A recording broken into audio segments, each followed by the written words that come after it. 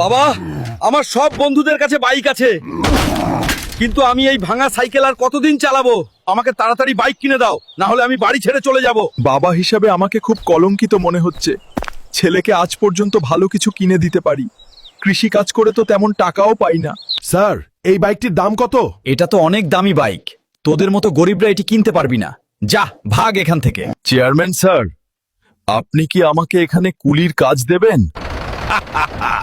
তুমি খুব বুড়ো হয়ে গেছো, এই বয়সেও কি শ্রমিকের কাজ করতে পারবে? যাই হোক, কাজে লেগে পড়ো। যত কষ্টই হোক, ছেলেকে তো বাইক কিনে দিতেই হবে। কি হয়েছে চাচা? মনে হয় আর বাঁচবো না, এগুলো দিয়ে আমার ছেলেকে বাইক কিনে দিও। এই হাল্ক, তোর বাবা এই বাইকটা কিনে পাঠাইছে, তিনি কাজে ব্যস্ত তাই আসতে পারেনি।